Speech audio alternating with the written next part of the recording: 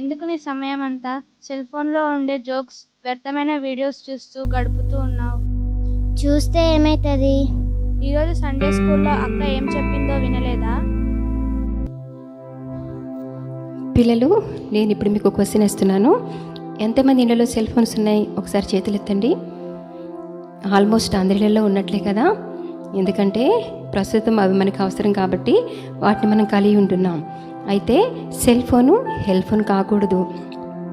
అంటే మనము సెల్ ఫోన్ని అవసరాన్ని బట్టి చాలా జ్ఞానంతో ఉపయోగించుకోవాలి. అంతేకాని జోక్స్, వ్యర్థమైన వాటిని చూసి మన సమయాన్ని మనము వేస్ట్ చేసుకోకూడదు. వ్యర్థమైనవి జోక్స్ అంటే అవి లోక సంబంధమైనవి, వాటిలో దైవ సంబంధమైన విషయాలేమీ ఉండవు.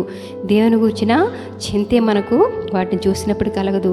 చివరికి వాటిని చూసిన మనము నిత్యనాశనానికి వెళ్ళే వారంగా ఉంటున్నాం. కాబట్టి మనము వాటిని చూసి మన సమయాన్ని వేస్ట్ చేసుకోక ఎఫెసీ 5:15-16 దేవుని వాక్యం చెప్పినట్లుగా జీవించాలి. అక్కడ దేవుని వాక్యం ఏమేమి రాయబడింది? దినములు చెడ్డవి కనుక మీరు సమయమును పోనీయక సద్వినియోగం చేసుకొనొచ్చు, అజ్ఞానం వల్లే కాక జ్ఞానం వల్లే నడుచుకోమని దేవుని వాక్యం చెప్తుంది. పిల్లలు, మరి మీరు మీ సమయాన్ని ఎలా వినియోగించుకుంటున్నారు? దేవుని వాక్యం చెప్పినట్లుగా వినియోగించుకుంటున్నారా? లేకుంటే మీకు ఇష్టం వచ్చినట్లుగా మీరు మీ సమయాన్ని వినియోగించుకుంటున్నారా? లేకుంటే మీకు ఇష్టం వచ్చినట్లుగా మీ సమయాన్ని వినియోగించుకుంటున్నారా?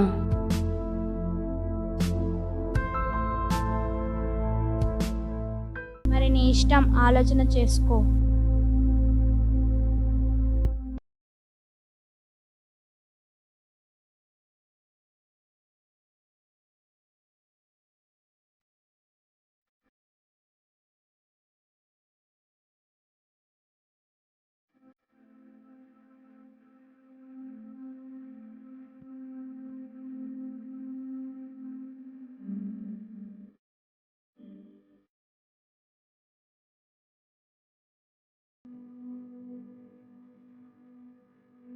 అబ్బా, ఈ చెట్టు ఎప్పుడు కాయలు కాస్తుందా? తిందామనుకుంటే ఈ చెట్టు కాయడం లేదు.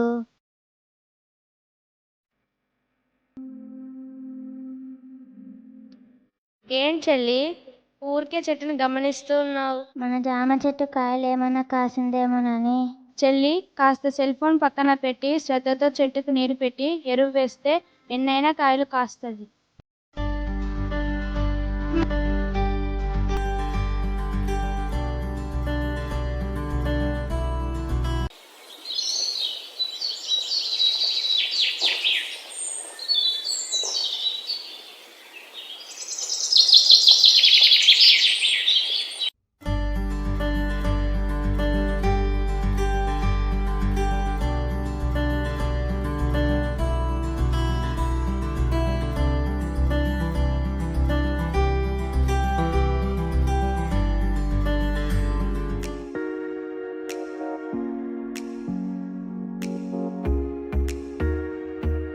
అబ్బా, మంచి జామ పండు.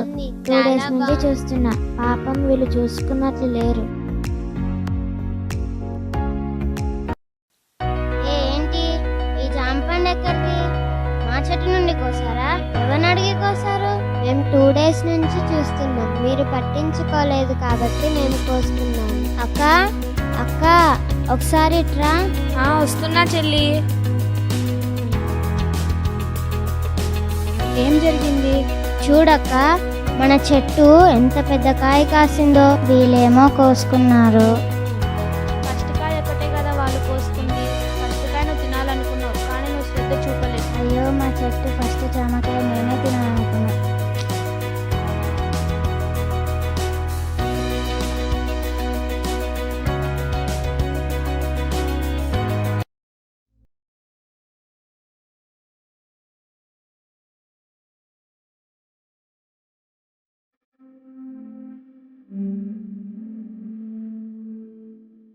సుసానా, సుసానా, ఏంటి ఎలా ఉన్నావు? ఏం జరిగింది? ఏమీ లేదే. మా చెట్టు జామకాయ తిందామని చాలా కాలం నుంచి అనుకున్నాను. ఒక పెద్ద కాయ కాసింది. అది మేము గమనించలేదు, కానీ వేరే వాళ్ళు కోసుకున్నారు. చాలా బాధగా ఉంది. బాధపడకు చెల్లి, ఒక్క పండే కదా వాళ్ళు కోసుకుంది. చెట్టుకి ఇంకా చాలా కాయలు కాస్తాయి, అప్పుడు తిందువులే. కానీ ఒకటి గుర్తు పెట్టుకో చెల్లి, ఒక పన్ను మిస్ అయిందని నువ్వు బాధపడుతున్నావు. మన మమ్మీ డాడీతో మనం కలిసి చర్చికి వెళ్తున్నాం. సండే స్కూల్లో ప్రతి మీటింగ్స్లో చాలా విషయాలు తెలుసుకుంటున్నాం, కానీ ఆ విషయాలు శ్రద్ధతో అనుసరించడం లేదు. ఏదో ఒక రోజు ప్రభువు వస్తాడు, మనం విడిచిపెట్టబడతాం. మరొక ఛాన్స్ లేదు. అది ఎంతో బాధాకరం. మనం భూ సంబంధం వాటి కంటే పర సంబంధం వాటి మీద శ్రద్ధ నిలుపుదాం. సరే, నేను వెళ్ళొస్తాను ఇంకా. నువ్వుకెందుకు ఆలోచిస్తూ ఉంటావు? బాధపడకు, మరి నేను పని చేసుకుంటా.